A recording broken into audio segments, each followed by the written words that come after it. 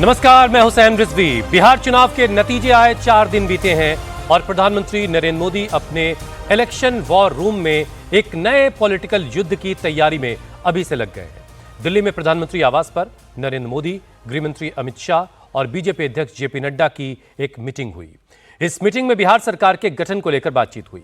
नरेंद्र मोदी अभी से बिहार के आगे का सोचने लगे। नरेंद्र मोदी ने 2026, 2027, 2028 और 2029 और उससे भी आगे के प्लान पर काम करना अभी से शुरू कर दिया है। मोदी ने आने वाले सालों में असम, बंगाल, यूपी जैसे राज्यों का चुनावी प्लान एक्टिवेट कर दिया है। बिहार में मिली ऐतिहासिक जीत ने नरेंद्र मोदी को कैसे भविष्य के चुनावों के लिए इनविंसिबल यानी अजेय बना दिया है और दुनिया क्यों कह रही है कि मोदी के सामने इस वक्त वर्तमान में कोई दूसरा ठोस विकल्प नजर नहीं आ रहा। इस खास रिपोर्ट को देखिए। क्या नरेंद्र मोदी को हरा पाना मुश्किल ही नहीं, नामुमकिन है? क्या 2025 में मोदी की बिहार वाली प्रचंड जीत ने 2026 में असम, केरल, तमिलनाडु, बंगाल का रास्ता क्लियर कर दिया है? क्या नरेंद्र मोदी अब 2027 में यूपी भी जीतेंगे, गुजरात भी जीतेंगे, हिमाचल भी जीतेंगे? क्या 2029 से पहले मोदी छत्तीसगढ़, मध्य प्रदेश, राजस्थान, तेलंगाना, कर्नाटक ये सारे राज्य जीतेंगे? क्या बिहार वाली जीत का मोमेंटम बरकरार रखते हुए मोदी 2029 जीतकर चौथी बार देश के प्रधानमंत्री बनेंगे? बिहार में मोदी की प्रचंड जीत ने एक बार फिर इस बात पर मुहर लगा दी है कि वो हिंदुस्तान की पॉलिटिक्स में इनविंसिबल यानी अजेय हैं। और इसकी एक बड़ी वजह यह है कि नरेंद्र मोदी के सामने मजबूती से खड़ा होकर लड़ पाने वाला कोई चैलेंजर ही नहीं है। राहुल तेजस्वी साथ आ जाएं तो भी मोदी को हरा नहीं सकते। राहुल अखिलेश साथ आ जाएं तो भी मोदी को झुका नहीं सकते। 2024 में मोदी को एक झटका जरूर लगा। मोदी 303 से 240 पर जरूर आ गए तो विरोधियों को लगा कि मोदी पॉलिटिकली फिनिश हो गए।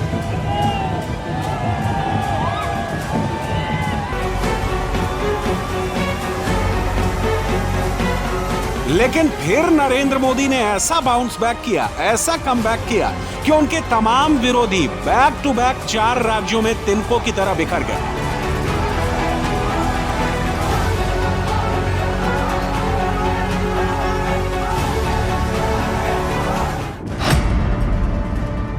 महाराष्ट्र में अकेले मोदी की पार्टी ने 88% के स्ट्राइक रेट से 132 सीटें जीत ली। 81% के स्ट्राइक रेट से 235 सीटों के साथ एनडीए की सरकार बनी। हरियाणा में भी मोदी ने 54% के स्ट्राइक रेट से 48 सीटें जीतकर अपनी सरकार बना ली। दिल्ली में मोदी का स्ट्राइक रेट 70% था, सीटें 48 थी, सरकार बीजेपी की बनी। और अब बिहार में अकेले मोदी की पार्टी ने 88% के स्ट्राइक रेट से 89 सीटें जीत ली, जबकि एनडीए ने 83% के स्ट्राइक रेट से 202 सीटों का मैजिक फीवर अचीव कर लिया। और ये सब जिस एक चेहरे का दम पर हुआ वो चेहरा नरेंद्र मोदी का ही है। आज की तारीख में बिहार के नतीजों पर चर्चा सिर्फ देश के अलग अलग हिस्सों में नहीं हो रही है। इस वक्त पूरी दुनिया में बिहार का नतीजा ट्रेंड कर रहा है और हर कोई मोदी की ही बात कर रहा है।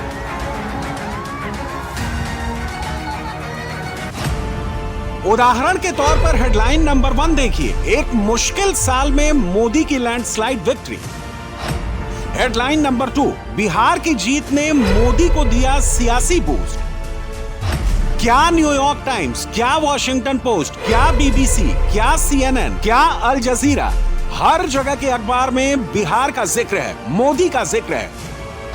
द न्यूयॉर्क टाइम्स ने लिखा, बिहार का परिणाम स्पष्ट रूप से दर्शाता है कि नरेंद्र मोदी की चुनावी अपील किसी भी राज्य की राजनीतिक जटिलताओं से ऊपर जाकर मतदाताओं तक पहुंचती है। इसी अखबार ने यह भी कहा कि बिहार के नतीजे बताते हैं कि नरेंद्र मोदी की चुनावी पहचान राज्य के राजनीतिक समीकरणों के ऊपर उठकर प्रभाव डालती है।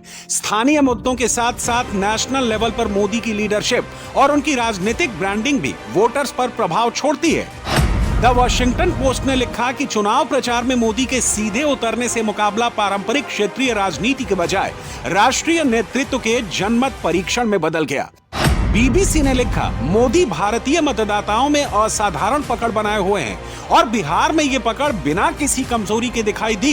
बीबीसी ने यह भी कहा कि ज्यादातर राज्यों के मतदाता मोदी के वादों को गारंटी के रूप में देखते हैं।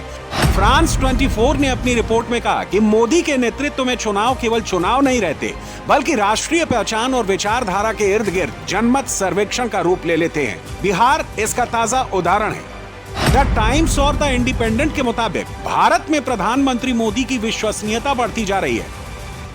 मोदी की बिहार वाली हिस्टोरिक इनिंग पर दुनिया के बड़े बड़े राजनीतिक दिग्गज भी अपनी प्रतिक्रिया दे रहे हैं। यूनिवर्सिटी ऑफ ऑक्सफोर्ड के डॉक्टर माइक हेनरी ने कहा कि भारत में चुनावी राजनीति धीरे धीरे लीडरशिप सेंट्रिक मॉडल की ओर बढ़ रही है और इस मॉडल में मोदी के सामने वर्तमान में कोई ठोस विकल्प नहीं दिखता। द इकोनॉमिस्ट के राजनीतिक स्तंभकार निकोलस शैंपियन ने लिखा कि बिहार का परिणाम आने वाले वर्षों के लिए भारत की चुनावी रणनीतियों को प्रभावित करेगा। भारतीय राजनीति में मोदी का नैरेटिव अधिक प्रभावी है। अंतर्राष्ट्रीय मीडिया के आकलन के अनुसार बिहार चुनाव के नतीजों ने दो बड़े राजनीतिक संकेत दिए हैं। नंबर 1 ये कि मोदी की व्यक्तिगत राजनीतिक पकड़ और ब्रांड वैल्यू भारतीय मतदाताओं पर अब भी गहरा प्रभाव रखती है, और नंबर 2 ये कि आने वाले समय में भारतीय राजनीति की केंद्रीय धुरी नरेंद्र मोदी ही बने रहेंगे और आने वाले प्रमुख चुनावी मुकाबलों में मोदी का प्रभाव ही डिसाइडिंग फैक्टर होगा। राहुल फैक्टर काम नहीं करेगा। बहुत बड़ी बात प्रधानमंत्री जी ने कहा, बिहार भगवान बुद्ध को ज्ञान की धरती है, भगवान महावीर की धरती है, लोकनायक जयप्रकाश नारायण कर्पूरी ठाकुर की धरती है। महात्मा गांधी ने यहीं से नमक आंदोलन शुरू किया था। चाणक्य और सम्राट अशोक की धरती, और यही धरती है जिस धरती में ने सभी आंदोलन की शुरुआत की है। प्रधानमंत्री जी ने कहा कि बिहार की जनता, महान मतदाता को किसी को ज्ञान देने की जरूरत नहीं है। बिहार के मतदाता ने जो फैसला लिया है, ये पूरे देश के लिए एक संदेश है, और देश में ये जो है मैसेज, पूरे हिंदुस्तान के अंदर, भारत के अंदर ये मैसेज है, संदेश है कि बिहार की जनता ने राजनीतिक परिस्थिति में जो ये फैसला लिया है वो बहुत ही बड़ी ये है। ये तो कांग्रेस को आत्ममंथन करना चाहिए कि राहुल गांधी जी जब तक कांग्रेस में रहेंगे, कांग्रेस का नाव डूबना तय है। कांग्रेस विक्षिप्त अवस्था में है, मानसिक दबाव, मानसिक तनाव, और उसके नेता ही अभी तक जो है मैच्योर्ड नहीं हो पाए। कांग्रेस का काम है संविधान की बात करना और पर्दे के पीछे से संविधान को अपमानित करने का काम करना। इतनी बड़ी जीत हुई है, स्वाभाविक रूप से उनके कार्यों का प्रभाव है पूरे बिहार के लोगों पर। सभी वर्ग के लोगों का झुकाव पार्टी के एनडीए की तरफ था। ऊपर में देश में जो मोदी जी जिस तरीके से इस देश की प्रतिष्ठा बढ़ा रहे हैं, और हमारे नीतीश कुमार जी का तो कोई जवाब ही नहीं है। पूरे चुनाव में पूरे प्रदेश में एक आवाज सरकार या मुख्यमंत्री जी के खिलाफ कहीं सुनाई नहीं पड़ रही थी। इससे बड़ा और क्या कारण हो सकता है इतनी बड़ी जीत का? कोई जब विरोध का, विपक्ष का कुछ आवाज ही नहीं सुनाई दे रहा था, तो जीत तो कोई बहुत अप्रत्याशित है, सो बात नहीं है। आदरणीय देश के यशस्वी प्रधानमंत्री नरेंद्र मोदी जी और हमारे विकास पुरुष नीतीश कुमार जी और हमारे नेता आदरणीय चिराग पासवान जी, मांझी जी, उपेंद्र जी, जो पांचों दल का गठबंधन था और कार्यकर्ता नीचे तक एकजुट थे, और सरकार की नीतियां हर तबके, महिला, बुजुर्ग, युवा, सबके लिए जो काम किया है सरकार, उसका प्रतिफल है। और निश्चित रूप से हर तबके को विकास का लाभ मिला है, और उसका प्रतिफल है कि इतना बड़ा माइंडेड मिला है। मोदी का असर हो भी क्यों ना, बिहार में मोदी की जीत ही ऐसी है, और ये कितनी बड़ी जीत है, कितनी विशाल जीत है, ये समझने के लिए आपको कुछ नंबर्स देखने होंगे। 2010 के बिहार चुनाव में बीजेपी 91 सीटें जीतकर जेडीयू के बाद सेकंड लार्जेस्ट पार्टी बनी थी। 2015 में बीजेपी 53 सीटें ही जीत पाई, लेकिन 2020 में पासा पलटा और मोदी अपनी पार्टी को 53 से सीधे 74 सीटों तक ले गए, और इस बार उसमें भी इजाफा हो गया। बीजेपी 74 से 89 सीटों तक पहुंच गई।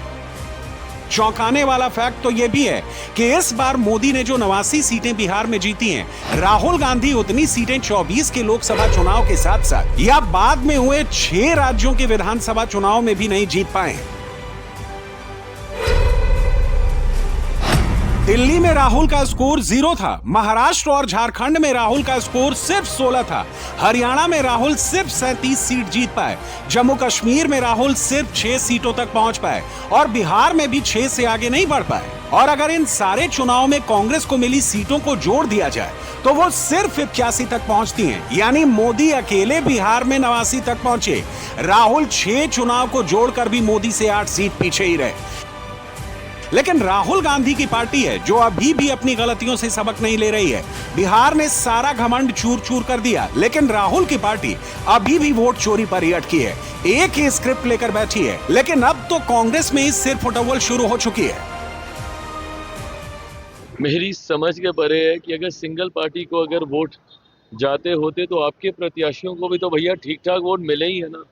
जब सिंगल पार्टी को ही दे देना होता तो हम लोग एग्जैक्ट डेटा मेरे पास नहीं है, बट 38, 40, 42% या 45 जो भी परसेंट वोट आए होंगे उससे हम लोग सरकार क्यों बनाते? फिर तो हम 80%, 90% से हम लोग सरकार बना लेते ना। हकीकत ये है कि ये लोग हार को पचा नहीं पाते और हार को ना ये लोग समझते नहीं हैं। बहाना थोपने के चक्कर में कभी मंथन ही नहीं कर पाए। राजद जैसी पार्टियों को तो मंथन करना चाहिए कि भैया 2005 से ये पार्टी खत्म क्यों है। 2005 में जब से मुख्यमंत्री आए, 2010 में भी यही परिणाम था, 2015 में भी यही परिणाम होता अगर नीतीश कुमार जी उनके साथ नहीं होते, और 2020 में भी यही परिणाम होता अगर यूनाइटेड एनडीए होता, चिराग पासवान अगर उस वक्त अकेले चुनाव नहीं लड़ रहा होता। तो 2020 से राजद जैसी पार्टियां समाप्त है और कांग्रेस का तो कोई वजूद पहले भी नहीं था, आज भी नहीं बचा है। तो ये मंथन करने की बजाय ये जो ठीकरा फोड़ने का काम करते हैं ना, इसी सोच ने सर्वनाश किया है इन लोगों का। तो भी चीजें मैंने पहले ही कहा था कि जो हमारी कमियां हैं उसको हम ठीक करेंगे और उसको निश्चित तौर से उसको हम आगे जो आने वाले समय है उसको पूरी तरीके से हम दुरुस्त करेंगे। पर जो चोरी हो रही है उस चोरी के बारे में मैंने बताया और हम अपने निश्चित तौर से जो कमियां उसको ठीक करेंगे। देखिए, रिजल्ट सचमुच चौंकाने वाला है। हम लोगों को भी ये उम्मीद नहीं थी कि हमारा परफॉर्मेंस, हमारे गठबंधन का, अब तो मैं कांग्रेस में नहीं हूँ लेकिन वेल विशर हूँ कांग्रेस की पॉलिसीज़ का, आइडियोलॉजीज़ का। मैं था पोलिंग के अंतिम समय तक मैं था कांग्रेस में।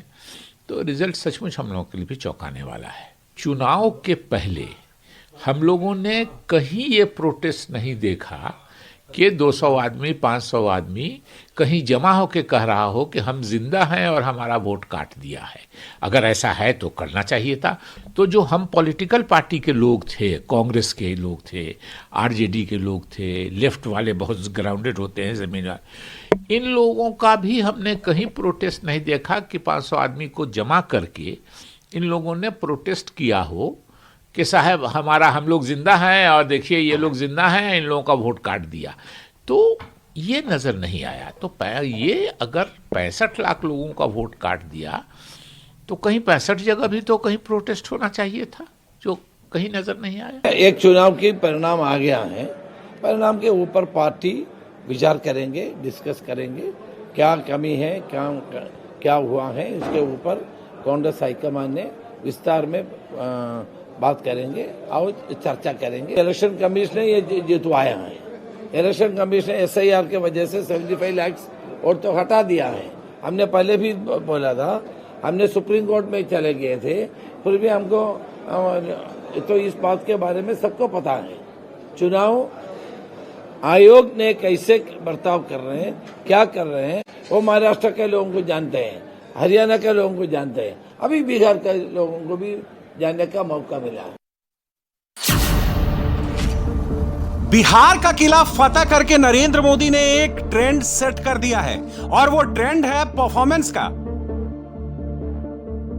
और इस ट्रेंड को समझने के लिए आपको बिहार चुनाव के नतीजों के कुछ और मैजिकल नंबर्स देखने होंगे, क्योंकि इस बार बिहार में एनडीए ने ना सिर्फ अपने पारंपरिक स्ट्रॉन्ग होल्ड सीटों पर डोमिनेट किया है, बल्कि ऐसी विधानसभा सीटें जहां पर भारी संख्या में यादव और मुस्लिम आबादी है, वहां भी जबरदस्त तरीके से कमबैक किया है।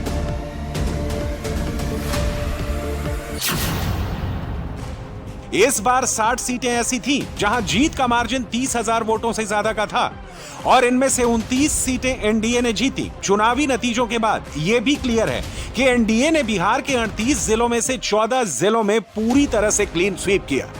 इसके अलावा 90% एससी रिजर्व सीटों पर भी एनडीए का ही कब्जा हुआ।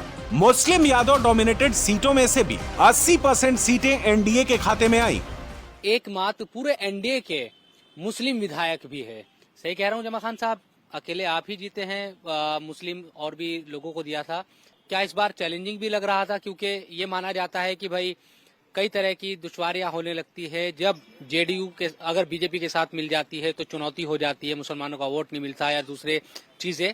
ये चैलेंज था या आसानी के साथ आप चैलेंज तो होता ही है, चुनाव तो चैलेंज का ही है, क्योंकि हम लोग एक बार एमएलए रह गए और आप सबके आशीर्वाद से, नेता के आशीर्वाद से मिनिस्टर बने, तो होता है जहाँ जहाँ आदमी एमएलए बनता है या मंत्री बनता है तो थोड़ा चैलेंजिंग तो हो ही जाता है।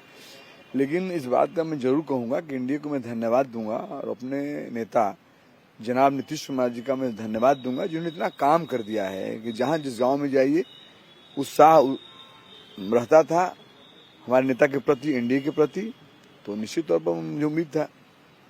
अगर हम इस चुनाव को देखें तो बहुत बड़ी जीत एनडीए ने हासिल की है। सोच भी नहीं रहा था कि इतनी सीटें कोई आएगी। लोग सोच रहे थे कि शायद अच्छा प्रदर्शन होगा, लेकिन इतनी ज्यादा सीटें के 89 और 84-85 तक जो सीटें हैं वो आएगी। इसके पीछे की चीजें आपको क्या नजर आती है, पहले तो मैं जानना चाहूंगा। और दूसरा सवाल मेरा इसके साथ ही रहेगा, मुस्लिम समाज का जो वोट है कितना आपको लगता है कि जेडीयू या एनडीए के साथ रहा?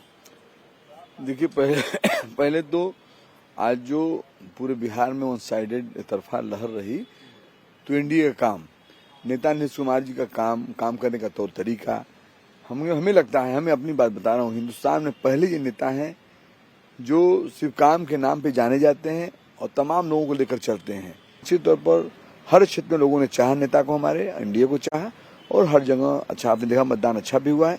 तो यही एक कारण था और ये इसलिए मुमकिन हुआ क्योंकि बिहार के वोटर्स ने दिल्ली में मोदी के काम को, मोदी के नाम को, और बिहार में नीतीश के काम को, नीतीश के नाम को अपना पूरा समर्थन दिया, जिसका रिजल्ट 14 नवंबर को पूरे देश ने देखा। जो बिहार की जनता ने एनडीए सरकार को, आदरणीय प्रधानमंत्री श्री नरेंद्र मोदी जी और नीतीश कुमार जी जो इतना बड़ा मैंडेट दिया, ये पॉलिटिकल पंडितों के लिए भी देखने वाली बात है कि 20 साल सरकार जो एनडीए चलाई है, उसके बाद जिस तरह का नैरेटिव बनाया गया, काउंटिंग के दिन से एक दिन पहले जिस तरह की भाषा बोली गई, एक जगह रिपोलिंग नहीं हुआ, जिस तरह का कैंपेन चला, मुख्यमंत्री जी 2 दिन जो लोग चर्चा कर रहे थे, 2 दिन बाय रोड लगभग 650 किलोमीटर वो रोड शो करते हुए कैंपेन किए। प्रधानमंत्री जी का लगातार आना हुआ और जितना भरोसा बिहार की जनता ने दिखाया है, इसलिए मैंने कहा कि बड़ा जवाबदेही है। और ये डबल इंजन की सरकार निश्चित रूप से जो जो बात हम लोगों ने प्रॉमिस किया है बिहार के जनता को अगले 5 साल में, जो हम लोग का है कि खास करके जो प्रायोरिटी सरकार की है, इंडस्ट्री को लाने का, हर एक जिला में उद्योग लगाने का और स्किलिंग करने का, स्किल्ड करना यहाँ के युवाओं को, वो प्रायोरिटी सरकार की है। और निश्चित रूप से आने वाले टाइम में जितना भरोसा बिहार के जनता ने एनडीए पर दिखाया है, इस सरकार पे दिखाया है, उस पर पूरा मेहनत करके उस चीज को पूरा किया जाएगा। सरकार के गठन की प्रक्रिया इस बार बिहार में डबल इंजन कितनी तेज रफ्तार से दौड़ा, अब इसे वोट शेयर के पैटर्न से भी समझिए। 68 विधानसभा सीटों पर एनडीए का वोट शेयर 50% या उससे ज्यादा करा, जबकि दूसरी तरफ राहुल और तेजस्वी वाला महागठबंधन किसी भी सिंगल सीट पर 50% वोट शेयर का आंकड़ा तक पार नहीं कर पाया। बिहार की जनता ने नकार दिया, लेकिन हार स्वीकार करने की बजाय कांग्रेस का इकोसिस्टम अभी भी वही पुराना टेप बजा रहा है। लोकतंत्र की हत्या हो गई, ये नैरेटिव चिपका रहा है। राहुल और उनकी पार्टी के नेता वोट चोरी वाली मनोहर कहानियों से आगे ही नहीं निकल पा रहे हैं और इसीलिए बार बार नकारे जा रहे हैं। लेकिन राहुल अब भी नहीं समझ पा रहे हैं